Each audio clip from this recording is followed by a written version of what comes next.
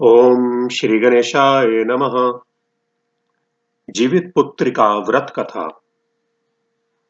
पूजा विधि। अथ स्नानादि नित्य कर्म विधाय काग्रचेतसा शुचो देशे स्थित्वा ध्येत्यादि देश कालो संकीर्त्य स्वकृत मनोवाक्कायिक दुरितशय पूर्वक पति पुत्रायु सौभाग्यादि समृद्धि हेतवे जीवित पुत्रिका व्रतोपवासम तत्पूजां च यथाविधि करिष्ये इति संकल्प्य कनकेन रजतेन सूत्रेण वा निर्मितां जीवितपुत्रिकां तत्पार्श्वे कुशनिर्मितं जीमूतवाहनं च शुद्धासने संस्थाप्यावाहयेत्। तन्मन्त्रः। जीवपुत्री समागच्छ गौरीरूपधरे अनघे ईश्वरस्य पदाम्भोजादत्र सन्निहिता भव।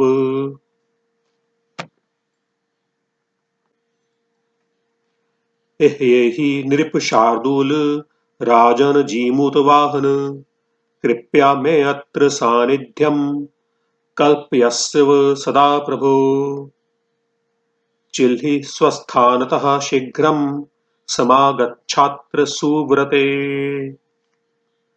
पूजार्थं कुरु सानिध्यं पतिपुत्रांश्च रक्ष मे शिवे शिवकरे नित्यमागत्याश्च स्थिता भव धन सुतायुषि वर्ध्यस्व सदा मम सौम्यपुत्र प्रदानाय स्वामी जीवन हेतवे पूजयामि महाभागे चिल्हिके त्वां पुनः पुनः।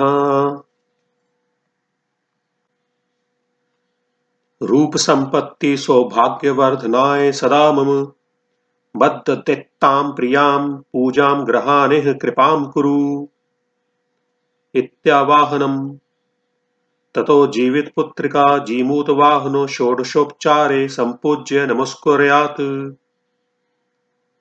तत्र मन्त्रो जीवितपुत्री महाभागे जीवन्तु मम पुत्रकः आयुर्वर्ध्य पुत्राणां पत्युश्च मम सर्वदा नमस्ते नर्प शार्दूल राजन जीमूतवाहन पतिपुत्र जनोत्कर्षं वर्ध्यस्व जनेश्वर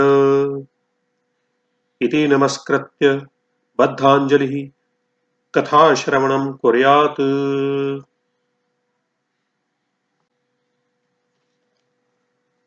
जीवित पुत्रिका व्रत कथा। एक बार नैमिषारण्य के निवासी ऋषियों ने संसार के कल्याणार्थ सूत जी से पूछा, हे सूत जी, कराल कलिकाल में लोगों के बालक किस तरह दीर्घायु होंगे सो कहिए। सूत जी बोले, जब द्वापर का अंत और कलयुग का आरंभ था उसी समय बहुत सी शोकाकुल स्त्रियों ने आपस में सलाह की कि क्या इसी कली में माता के जीवित रहते पुत्र मर जाएंगे। जब वे आपस में कुछ निर्णय नहीं कर सकी तब गौतम जी के पास पूछने के लिए गई। जब उनके पास पहुंची तो उस समय गौतम जी आनंद के साथ बैठे थे। उनके सामने जाकर उन्होंने मस्तक झुकाकर प्रणाम किया।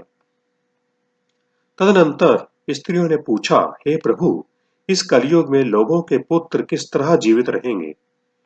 इसके लिए कोई व्रत या तप हो तो कृपा करके बतलाइए। इस तरह उनकी बात सुनकर गौतम जी बोले, आपसे मैं वही बात कहूंगा जो मैंने पहले से सुन रखा है।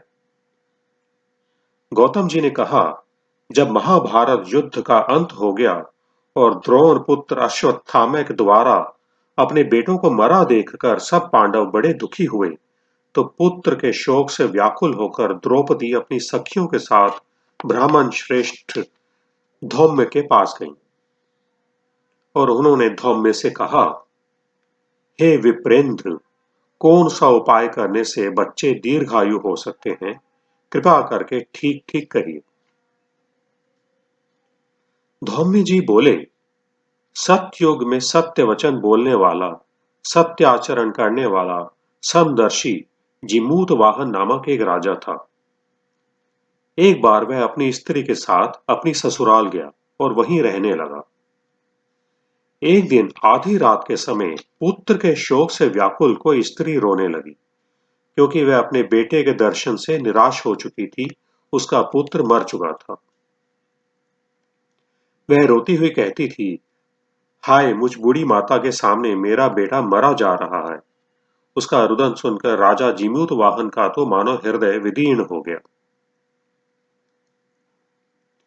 वह तत्काल उस स्त्री के पास गया और उससे पूछा, तुम्हारा बेटा कैसे मरा है? बूढ़ी ने कहा, गरुड़ प्रतिदिन आकर गांव के लड़कों को खा जाता है। इस पर दयालु राजा ने कहा, माता, अब तुम रो मत, आनंद से बैठो। मैं तुम्हारे बच्चे को बचाने का यत्न करता हूं। ऐसा कहकर राजा उस स्थान पर गया जहां गरुड़ आकर प्रतिदिन मांस खाया करता था। उसी समय गरुड़ भी उस पर टूट पड़ा और मांस खाने लगा।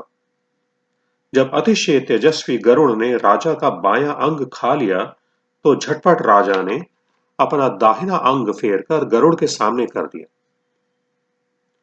यह देखकर गरुड़ जी ने कहा, तुम कोई देवता हो? कौन हो? तुम मनुष्य तो नहीं जान पड़ते। अच्छा, अपना जन्म और कुल बताओ। पीड़ा से व्याकुल मन वाले राजा ने कहा, हे पक्षीराज, इस तरह के प्रश्न करना व्यर्थ है। तुम अपनी इच्छा भर मेरा मांस खाओ।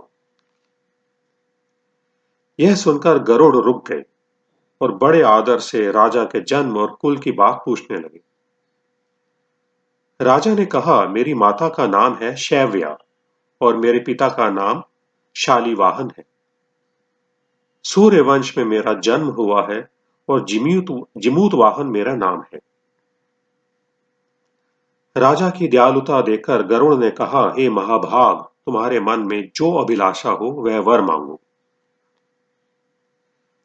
राजा ने कहा, हे पक्षीराज, यदि आप मुझे वर दे रहे हैं तो वर दीजिए कि आपने अब तक जिन प्राणियों को खाया है वे सब जीवित हो जाएं। हे स्वामिन, अब से आप यहां बालकों को ना खाएं और कोई ऐसा उपाय करें कि जहां जो उत्पन्न हो वे लोग बहुत दिनों तक जीवित रहें। धौम्य ने कहा कि पक्षीराज गरुड़ राजा को वरदान देकर स्वयं अमृत के लिए नागलोक चले। वहां से अमृत लाकर उन्होंने उन मरे मनुष्यों की हड्डियों पर बरसाया। ऐसा करने से सब लोग जीवित हो गए जिनको कि पहले गरुड़ ने खाया था। राजा के त्याग और गरुड़ की कृपा से वहां वालों को बहुत कष्ट दूर हो गया। उस समय राजा के शरीर की शोभा दूनी हो गई थी। राजा की दयालुता देखकर गरुड़ ने फिर कहा, मैं संसार के कल्याणार्थ एक और वरदान दूंगा। आज आश्विन कृष्ण सप्तमी से रहित शुभ अष्टमी तिथि है। आज ही तुमने यहाँ की प्रजा को जीवन दान दिया है।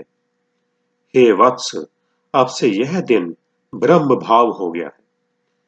जो मूर्ति भेद से विविध नामों से विख्यात है, वही त्रैलोक्य से पूजित दुर्गा अमृत प्राप्त करने के अर्थ में जीवित पुत्रिका कहलाई है। सो इस तिथि को जो स्त्रियां उस जीवित पुत्रिका की और कुश की आकृति बनाकर तुम्हारी पूजा करेंगी, तो दिनों दिन उनका सौभाग्य बढ़ेगा और वंश की भी बढ़ती होती रहेगी। हे महाभाग, इस विश्व में विचार करने की भी आवश्यकता नहीं। हे राजन, सप्तमी से रहित और उद्या तिथि की अष्टमी को व्रत करें। यानी सप्तमी विद्ध अष्टमी जिस दिन हो उस दिन व्रत ना कर शुद्ध अष्टमी को व्रत करें और नवमी में पारण करें। यदि इस पर ध्यान ना दिया गया तो फल नष्ट हो ही जाएगा और सौभाग्य तो अवश्य नष्ट हो जाएगा। जिमूत वाहन को इस तरह का वरदान देकर गरुड़ वैकुंठ धाम को चले गए और राजा भी अपनी पत्नी के साथ अपने नगर को वापस चले आए। धौम्य द्रौपदी से कहते हैं, हे देवी, मैंने यह अतिशय दुर्लभ व्रत तुमको बताया है। इस व्रत को करने से बच्चे दीर्घायु होते हैं। हे देवी, तुम भी पूर्वोक्त विधि से यह व्रत और दुर्गा जी का पूजन करो तो तुम्हें अभिलषित फल प्राप्त होगा। मुनिराज धौम्य की बात सुनकर द्रौपदी के हृदय में एक प्रकार का कौतूहल उत्पन्न हुआ और पूर्ववासिनी स्त्रियों को बुलाकर उनके साथ यह उत्तम व्रत किया। गौतम ने कहा, यह व्रत और इसके प्रभाव को किसी एक चील ने सुन लिया और अपनी सखी सियारिन को बतलाया। इसके बाद पीपल वृक्ष की शाखा पर बैठकर उस चील ने और उस वृक्ष के खोते में बैठकर सियारिन ने भी व्रत किया। फिर वही मादा चील किसी उत्तम ब्राह्मण के मुंह से यह कथा सुनाई और पीपल के खोते में बैठी हुई अपनी सखी को सुनाया। सियारिन ने आधी कथा सुनी थी कि उसे भूख लग गई और वह उसी समय शव से भरे हुए शमशान में पहुंची। वहां उसने इच्छा भर मांस का भोजन किया और चील बिना कुछ खाए पिए रह गई और सवेरा हो गया। सवेरे वह गौशाले में गई और वहां गौ का दूध पिया। इस तरह नवमी को उसने पारण किया। कुछ दिनों बाद वे दोनों मर गईं और अयोध्या में किसी धनी व्यापारी के घर में जन्मी। संयोग से उन दोनों का जन्म एक ही घर में हुआ, जिसमें सियारिन ज्येष्ठ हुई और चील छोटी। वे दोनों सभी शुभ लक्षणों से युक्त थीं, इसलिए बड़ी लड़की काशीराज के और छोटी उसके मंत्री के साथ गाढ़े पत्य अग्नि के सामने विधि पूर्वक ब्याही गईं। पूर्व जन्म के कर्म फल से वह मृगनयनी हुई।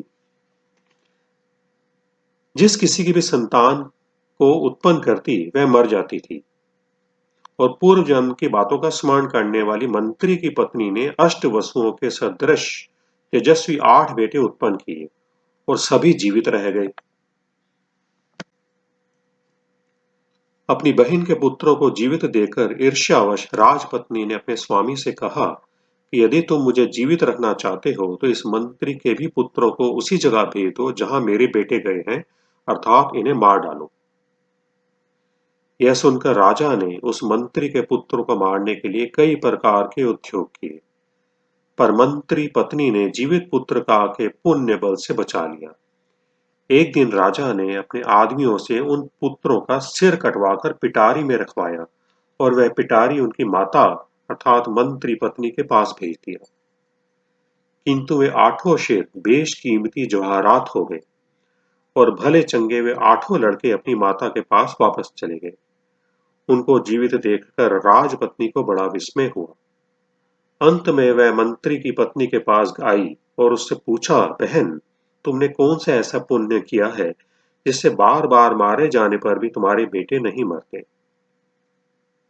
इस पर मंत्री की पत्नी ने कहा, पूर्व जन्म में मैं चील थी और तुम सियारिन। हमने और तुमने साथ साथ जीवित पुत्रिका का व्रत किया था। तुमने व्रत के नियमों का भली भांति पालन नहीं किया था और मैंने किया था। इसी दोष से हे बहन तुम्हारे बेटे नहीं जीते हैं। ओ राजरानी, अब भी तुम उस जीवित पुत्र का व्रत को करो तो तुम्हारे बेटे दीर्घायु होंगे। मैं तुमसे सच सच कह रही हूं। उसके कथनानुसार रानी ने व्रत किया। तभी से उसके कई बेटे सुंदर और दीर्घायु होकर बड़े बड़े राजा हुए। सूत जी कहते हैं कि सब प्रकार का आनंद देने वाला मैंने यह दिव्य व्रत बतलाया। स्त्रियां चिरंजीवी संतान चाहती हों तो विधि पूर्वक यह व्रत करें। ओम जीवित पुत्रिका व्रत कथा नमः। ओम गौरी शंकराय नमः।